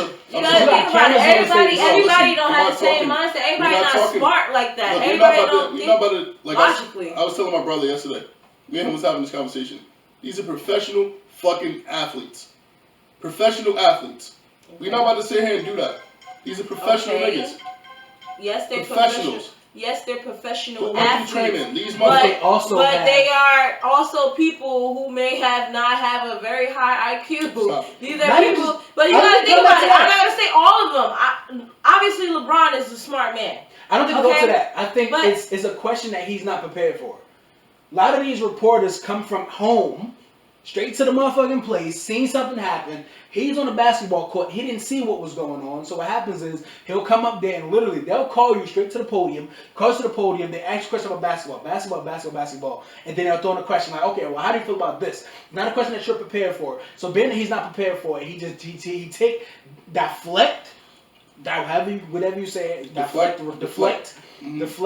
the question. Therefore, he don't have to answer the question in that moment. Therefore, he don't want to put himself in a bad situation where he'll say, "Oh, nah, he's wrong, she's wrong." Look, some battles are not meant to be fought right now. You get me? Where it's like I'd rather talk about it later than talk about it now. I'm not prepared. I'm not educated on that question. So why you call somebody else out? I'm not gonna 6ix9ine this whole shit and then be like, "Oh, nah." Yeah. Why you call somebody else out about not educated on it if you're going to follow the same? Like, come on. Stop it, man. Look, man, it's one of those situations, and like I said, he may not have been prepared for it. Sometimes you're not prepared for those questions, and they spring shit up on you. He waited a week to talk about it. Hey, man. He waited till they got the fuck out of China, and that was the best thing they did. You want to get out of China first, and then you want to talk about it. I would, too. Yeah, no, for sure. Fuck around, your wheels on that motherfucking bus come up missing. Yeah. You come up missing, you know what I mean? But it's just weird, bro. When it comes down to money, prayers out to people in China that's dealing with those things, and I think that is extremely sad. Like you said, like prayers out to everybody that's going through some type of injustice. I'm about to say, any injustice is fucking sad. It's awful. I think we need to come together as a people, as a one world people, and start to continue to help and push this agenda when it comes to injustice in the world, and not just when it relates to us. Look, man, like if we know somebody's doing fucking wrong, let's call them out on it, man. Let's be better at this. If you're a cop, you see another cop doing something wrong, let's highlight that shit. Let's learn to diffuse situations. Let's be better, man. Let's be better people, as opposed to motherfuckers just walking around here like zombies and just going with the flow. Stop going with the flow, man. Be the flow. Like that shit is crucial, dude. That shit is crucial. Let's look at each other as brothers and sisters, man. Let's not continue to let this shit happen, man. You know what but happened? we do gotta continue to highlight this shit and bring this shit to the forefront. Problem. I don't think it's racism. I don't think it's racism. I'm telling you, race is the biggest problem. It's money and race. I'm telling you, it's money and race. It's money and greed. People with small minds, I think they make us think it's about race. Yeah, it's not that race shit been out the window. It has a lot to do with race. It's money. It has a lot to do with race. And I'm telling you right now, even in our own country, we are dealing with mass stuff. I'm telling you, it has a lot to do with race, yo. You gotta really think about it. It's definitely money. Money is number one. It has to do with race when you got poor white people too. You have poor white people and they still more privileged than black people. No, but listen, I'm telling you, it's about money. I'm telling you, they're still more privileged than black people. Money and power. Listen, if it was about race, why did they continue to keep black people oppressed? What the fuck do that? What do that equate to? What do that? Money. My point. And that's why I said money is first. You need and then race. People look. In order to be in power, you need people to need. You need people to need. So you oppress somebody so that they are. And what? And who are they oppressing? Yes, black people. Okay, and but isn't that why? Want to know why? Because we are the strongest beings. We are the strongest human beings. And this hypothetically speaking, but I think that shit is true. We are so powerful. And I agree with you. We are powerful beyond measure. I agree 100%. And I think when you give people who have been powerful in history, I'm talking about people who had an ecosystem, who had buildings and was building pyramids and shit like that back in Africa when motherfuckers didn't have cranes and shit. Absolutely. And you oppress those people and make them people feel like they need. Absolutely. That's when you oppress. It's not because of race. It's because they need power. They need structure. Absolutely. No, this country makes it about race, Rob. It's not race. It is. I'm gonna tell you why. I'm gonna tell you why they make it about race. Because of the fact that you said that all that you just said. And that we are so powerful and we are really, really great, they hate that shit. So the fact that the way that they oppress us is by racism, is by putting us in these environments. Yo, I'm telling you. Make you feel like I'm telling you. Shit yo, at some point. Yo, I'm telling you. Racism has a lot to do with it. Race has a lot to do with it. Shit to do with it. It's not about the color. It's about race. The fact that they want to tear our culture down. They want to bring us down. They don't give a fuck about nobody. They don't give a fuck about nobody. They don't care about Asians. They don't. And it's all about race. It's not about race. It's about how. It's about who's inferior. The only people that this country want to see really, really win and come on top is nothing but white people. They don't want to see the shit. I'm telling you, it's white people. You probably think Donald Trump got in because of race. Right? I'm sure you believe that, right? Because of racism, you think Donald Trump got in office, right? No, that's not why I believe that. So why do you think Donald Trump is in office then? Donald Trump is in office because people voted for him. No, let's be legit. Let's really break this shit down. Well, he cheated, but no. Break that shit down. Yeah. Why do you think he's in office though? I think he's in office because whoever wanted to vote for him, they voted for him. No, it's beyond that. At the end of the day, how do you get to that point? How do you get to that point? It's many different races that voted for him. No. How do you get to the point of you even running? What is the first thing you must have? Money, yeah. Money and power. Okay, money. He had money, Listen. He didn't have money, but look, it's money. Money is first. You have to have power of persuasion to have people even vote for you. Okay. Right? So it's two things you need before race or anything. Okay. You have to have money and power. So those are the two. I agree with you. And I 100% agree with that. But race has a lot to do with it as well. I'm telling you, it's them three major factors right there. It don't. Money, power, and race. What are you putting it to make you to dilute everything else. Listen, you don't think Diddy got money power? You don't think Diddy got money, power, and respect? I ain't saying nothing about money, power, respect. I ain't saying nothing about Jay-Z gonna fuck you up for that. Money, power, respect. That's Lil' Kim, right? At the end of the day, that is Lil' Kim. Yeah, but at the end They say it's always touchy. No, at the end of the day, I completely agree with the both of you. People- I agree completely, 100%. But I also threw in the race thing because that also plays a big factor, and y'all gotta see that it also plays a big factor. That's Little League. That's not Little League. It's not. That's Little League. I'm telling you, because listen, it's Little League. We just proved it right here. No. We just proved China's going through injustice right now. LeBron didn't speak up on it because LeBron got money invested. He has money invested over there. He's not speaking up on that shit. Money and power are it's very, very, very, very important. Trust me. That is the big factors here. And also race. I put race with that as well. Give me a situation. What? I just literally broke down a whole situation. You didn't. I did. I definitely did. Donald Trump is in office because people feel like he was this mystical figure. You know what I'm saying? He had a bunch of respect. He was in a lot of rap songs too before this shit. Yeah. You know what I'm saying? Niggas had respect for him before this shit. You know what I'm saying? Let's not, misconstrue this shit. But niggas feel like he can bring us up out of whatever recession we was heading into. That's why he became president. Shit ain't He's a business mind. And they feel like in order to this is a capitalist country. Mm-hmm. Let's keep it real. This country is a fucking bank. So in order to get us up out of there, we need a business person to run this country. And all the presidents that we have thus far up to this point wasn't a business person. Mm-hmm. So they feel like that's why he got a shot. Okay. Aside of some other shit that he was, illegal activities or participating in, that was the gist of it. Allegedly. No, that's factual. Them niggas is going to jail because of that shit. Like after people started to be indicted, that shit is facts. Yeah. But is he indicted yet? Once again, it's always we know. He's protected by his presidential vote. Yeah, he's protected by it. That's why when they sit there and they talk about what's the name, inquiry.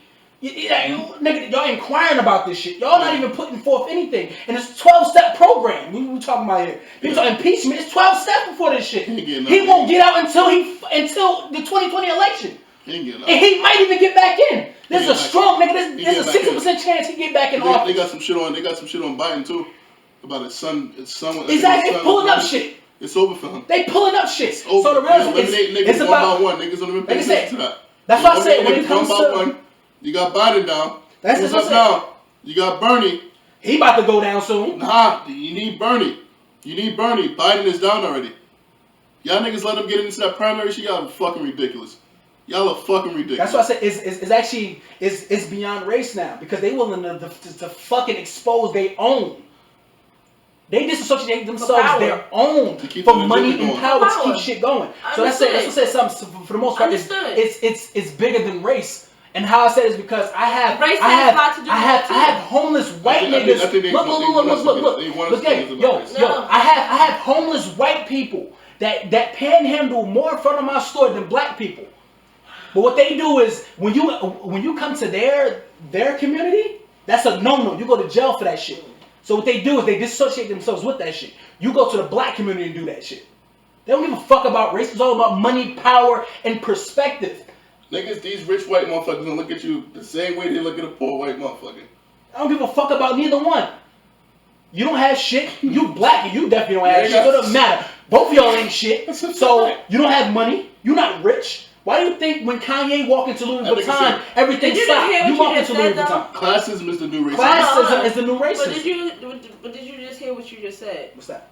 You said it was a poor black person and a poor white person, excuse me, and there's a rich white guy. Yep. He ain't gonna give a fuck about neither one of us. You black, definitely. I don't give a fuck about you. Exactly. But I don't give a fuck about both of y'all. I don't give a fuck about neither one. Neither one of y'all. Okay. So he's equal to you. Neither one of y'all. He's equal to you. Okay, but you can't tell me.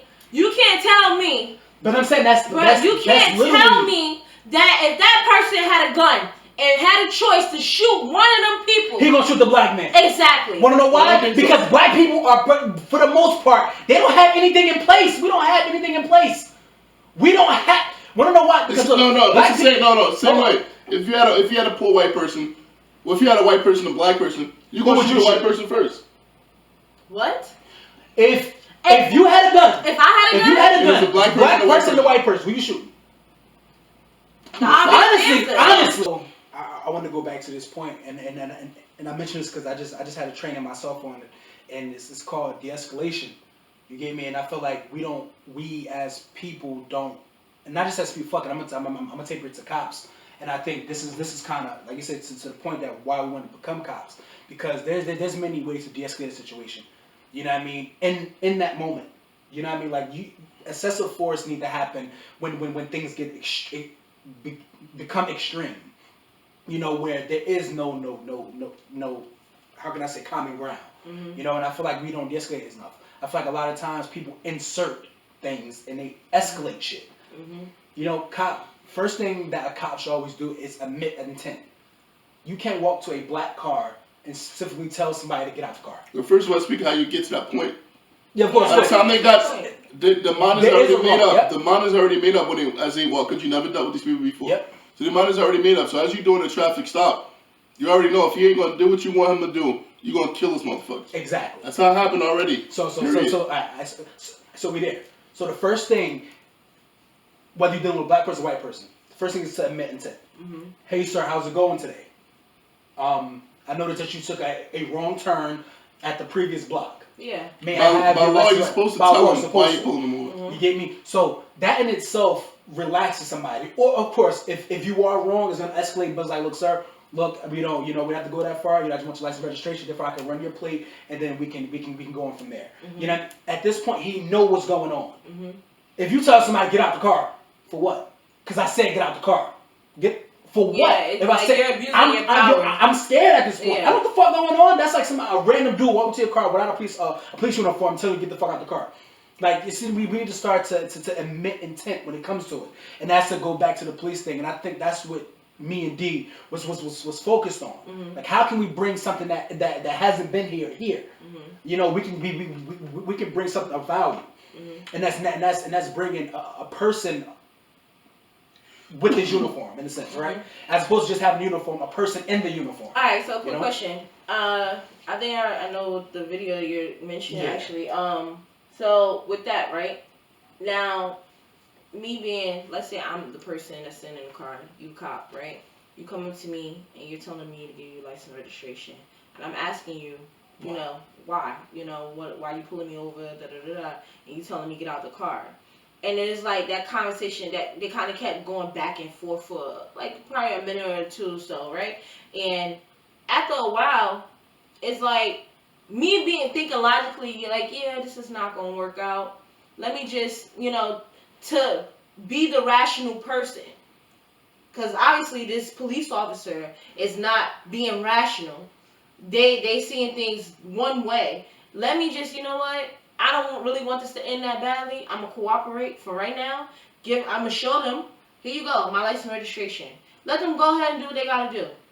That's that. I feel like we as people too, we kind of got to take fault for some of the things that occur as well. Not saying the officer was right at all. He was completely wrong. Especially the way he escalated and everything went towards the end of the video. But after a while, I'm not going to sit there and keep going back and forth with a police officer or somebody, especially with all that's been occurring lately. Like, well, not lately, it's always been there, but everything that's been occurring and that's being put to the forefront, I'm not going to sit here and keep going back and forth with you. Let me just give you whatever the hell you want. I don't think that's fair. It's not fair. I don't think that's fair. It's not. And I'm not saying that he was wrong or the cop was wrong. My thing is as a cop, you have a job. And your job is to protect and serve. No matter what you do, your job is to protect and serve, right? So if somebody did something wrong, you must let them know what they have done. Of course, and he did. No, he didn't. No. He told him No. I'm sorry. I'm thinking about the driver. So he's asking this guy, what have I done? Right. So let's say now, to me, this guy looked like he had a fucked up day. Yeah. It came off to me that he had a fucked up day. So if you're incapable of performing your job is to call for backup and to separate yourself from the situation.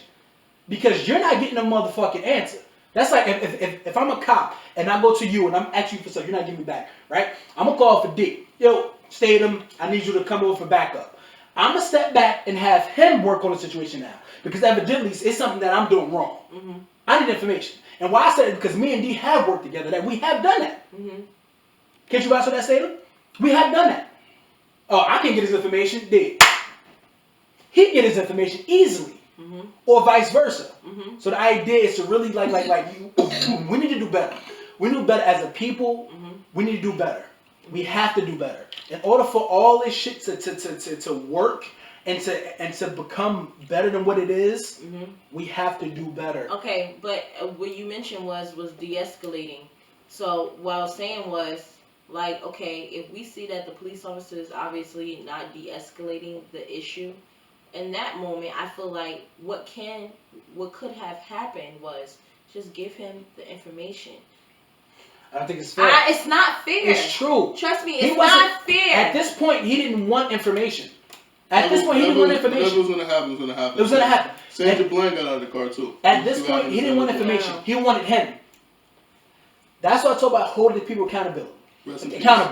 As opposed to that second officer coming up and helping him snatch him out the car. Yo, take a break. I got this.